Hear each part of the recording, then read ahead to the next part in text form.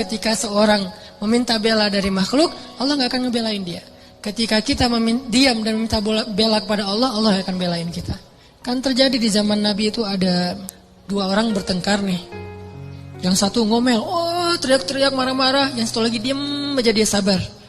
Nabi dari jauh memperhatikan sambil tersenyum. Terus lama Nabi perhatiin, Nabi tadi lagi lewat nih. Gak sengaja ngelihat ada 2 orang bertengkar, yang satu diam, yang satu ngomel. Nabi memperhatikan yang diam sambil senyum lama. Lama dia ngomel, akhirnya yang diam tadi gak sabaran, gak kuat lagi, dibales. Dia komen. Begitu dia komen, Nabi langsung jalan dan gak tersenyum lagi, cemberut. Sahabat bertanya, ya Rasulullah, apa yang terjadi? Kenapa?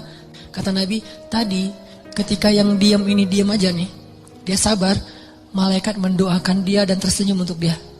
Tapi begitu dia kepancing komen, malaikat pergi. Maka saya juga, kalau kita pengen menghadapi suatu ujian yang berat, pengen ngejalanin suatu tugas yang berat, termasuk hijrah, meninggalkan beberapa pekerjaan yang tidak halal, itu kan tugas yang berat kan? Kita udah terbiasa dengan penghasilan gede, tapi kita akhirnya tahu ternyata penghasilan kita dari pekerjaan yang gak halal, transaksinya gak baik, sehingga hasilnya pastinya tidak berkah. Butuh keberanian yang besar untuk bisa benar-benar mengambil pilihan, meninggalkan pekerjaan itu, beralih kepada pekerjaan lain yang juga belum jelas. Termasuk misalnya kita memutuskan mau berhijrah. Untuk berhijab buat perempuan itu bukan hal yang gampang. Saya tahu betul berhijab itu pilihan yang berat dan butuh waktu untuk benar-benar mantep hatinya. Gak mungkin Allah memerintahkan kita sesuatu kecuali ada kebaikan di dalamnya. Itu aja pertimbangannya. La ilaha illallah.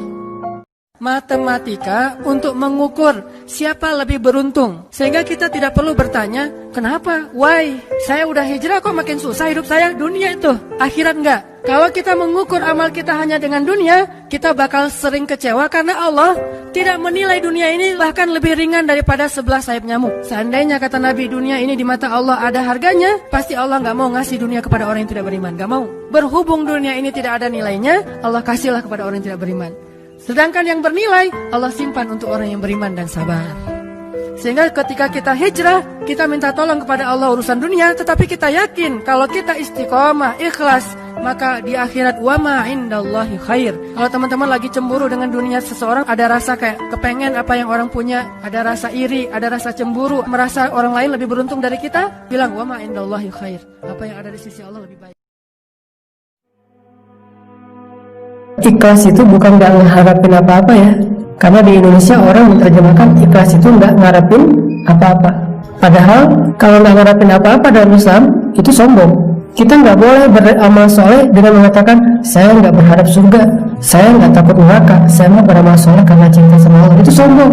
Karena Allah yang menawarkan kita surga, Allah yang menawarkan kita terbebas dari api neraka, seolah-olah Allah ngasih sesuatu kepada kita terus kita bilang saya nggak butuh. Itu sombong. Allah nggak suka sama hamba kayak gitu.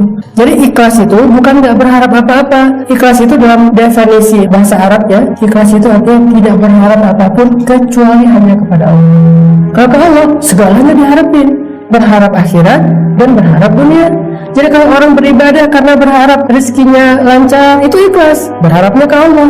Kalau beribadah berharap kuliahnya dapat nilai bagus, itu ikhlas. Kalau beribadah berharap supaya urusan pernikahannya dimudahkan, itu ikhlas, berharapnya ke Allah. Apalagi kalau yang diharapin dari Allah lebih besar porsi akhirat daripada dunia, itu ikhlas banget. Justru kalau kita beribadah nggak berharap apa-apa di sisi Allah, Allah menggolongkan dia termasuk istaghna. Kalla innal insana la yatgha ar-ra'a mustaghna. Ketika dia merasa dirinya udah cukup, gak butuh apa-apa. Berkali-kali Musa itu larinya ke Allah, larinya ke Allah, larinya ke Allah. Ada masalah dikit, Robbi. Ada masalah sedikit, Ilahi. Ada sedikit masalah, ya Allah. Terus saja gitu. Makin banyak masalah, makin dia lari ke Allah. Makin dia labil, makin dia mendekat ke Allah. Makin dia ngerasa beban hidupnya makin berat, makin dia sering sujud. Kemana lagi kita mau lari kalau bukan kepada Allah?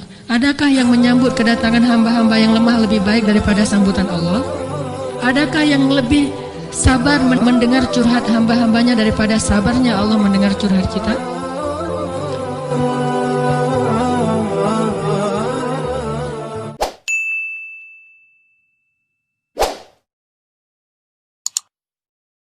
Ya Nabi سلام عليك